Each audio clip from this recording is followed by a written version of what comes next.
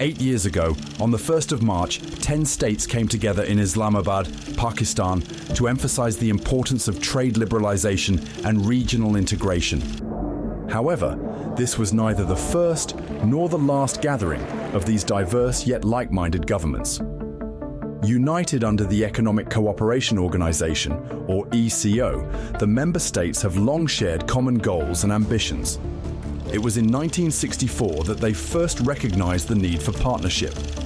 That year, Turkey, Pakistan, and Iran established the Regional Cooperation for Development.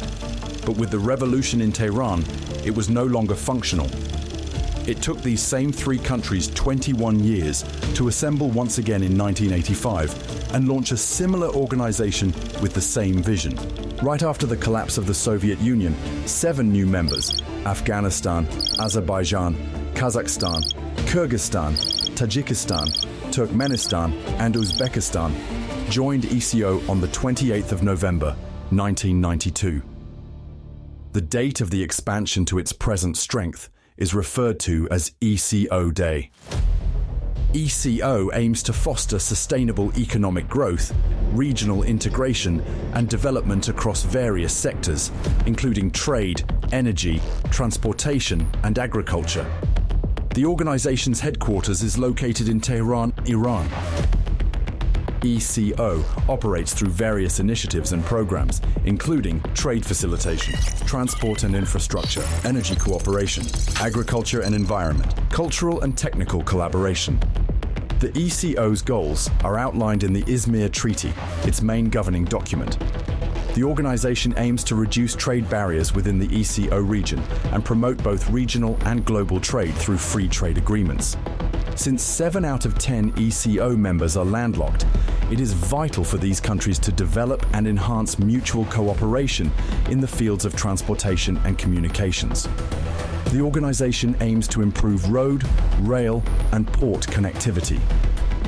ECO also encourages collaboration in energy production, distribution, and sustainability efforts. Several high-profile ECO summits and ministerial meetings have shaped the organization's direction. Some of the most significant meetings include ECO Summit in 1992 in Tehran, Iran. Marked the expansion of the organization from 3 to 10 members. ECO Summit in 2000 in Tehran, Iran, focused on regional connectivity and economic development strategies. ECO Summit in 2017 in Islamabad, Pakistan, emphasized the importance of trade liberalization and regional integration. ECO Summit in 2021 in Ashgabat, Turkmenistan, addressed post-pandemic recovery and sustainable economic growth. ECO Summit in 2023 in Tashkent, Uzbekistan, highlighted geopolitical concerns, including Afghanistan's humanitarian crisis and the situation in Palestine. In each of these high-level meetings, several key declarations and statements were issued, influencing the regional policies of the member states. These statements have emphasized key areas such as economic liberalization, trade expansion, infrastructure development, and sustainable growth. Over the years, they have provided a framework for strengthening regional ties, enhancing connectivity, and adapting to global economic trends. In 2021, the Ashgabat Declaration addressed post-COVID economic recovery and sustainable development. It was a gateway to new realities for the ECO members. Most recently, the 16th ECO Summit was held in Tashkent, Uzbekistan in November 2023. The summit also addressed geopolitical concerns, including Afghanistan's humanitarian crisis and the worsening situation in Palestine. The leaders emphasized the need for increased humanitarian aid and a stronger collective response to these challenges. Despite its shared vision, ECO faces significant hurdles.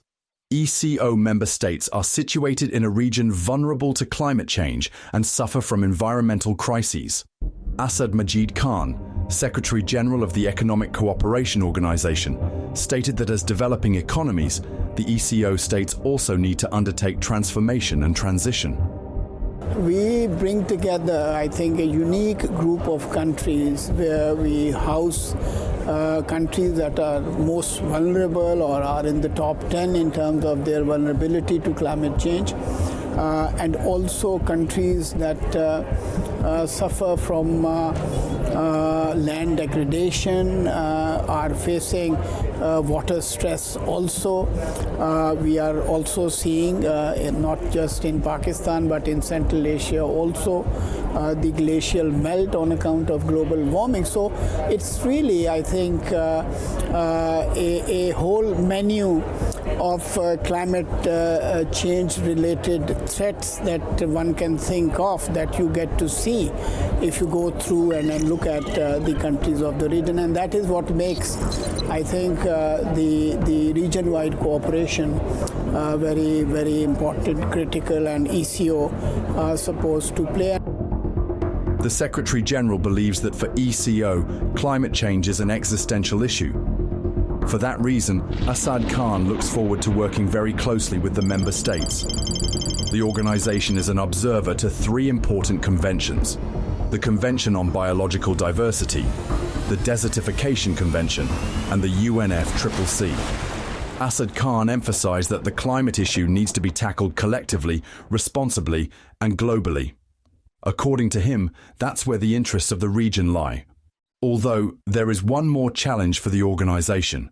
Finance remains a key challenge, and it's been there for as long as we've been there. And I remember, I personally, as Group of 77, Pakistan chaired, and I was the lead coordinator for Pakistan at the 13th COP in Bali, where we came up with this Bali Plan of Action and this 4-point formula where you had the finance, the technology, the adaptation and mitigation all combined together, and each segment getting the commitments from the member states. But we have come, I think, quite far in terms of the nationally determined contributions to be made in terms of reducing emissions.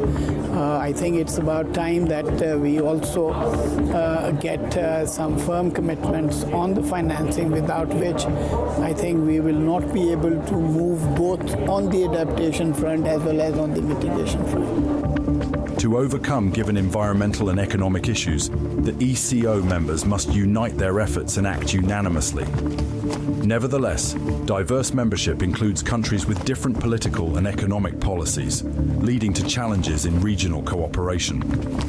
While some members advocate for rapid trade liberalization, others maintain protective tariffs and regulations. For instance, due to international sanctions, Iran has a more protectionist trade policy, imposing restrictions on imports and exports. On the other hand, Kazakhstan and Uzbekistan have gradually opened their economies, but still maintain protective tariffs in certain sectors to support domestic industries. Energy interests also differ, as oil and gas exporters have different priorities compared to energy importing countries. There are also political and security-related obstacles, with Afghanistan's situation posing challenges for regional economic cooperation. ECO handles these differences by encouraging dialogue through regular meetings where members discuss challenges and find common ground. It also promotes joint projects in trade and infrastructure to strengthen economic ties. The organization helps resolve disputes to keep regional cooperation on track and support long-term development. Additionally, the ECO region is becoming increasingly important for outside powers and projects covering Eurasia overall. At the same time, member countries are opening their markets to international investors, and the ECO region has thus become more attractive for investment in the last decade. The total population of the ECO region is around 550 million, amounting to 6.9% of the world's population, while the region's GDP is around $1.5 trillion, which equals 2.5% of the world's total GDP. Intra-regional trade is $76 billion, and raising it to $100 billion is one of the organization's goals. The Economic Cooperation Organization plays a crucial role in enhancing regional economic integration and development. Despite challenges arising from policy differences among member states, ECO continues to foster collaboration through trade, infrastructure, and diplomatic initiatives. As Azerbaijan prepares to host the next ECO summit in Baku, expectations are high for new agreements on regional trade, infrastructure projects, and climate adaptation measures. The Baku summit presents an opportunity to redefine ECO's strategic priorities and strengthen regional cooperation. The future success of ECO will depend on member states' commitment to deeper collaboration, financial investment, and policy alignment.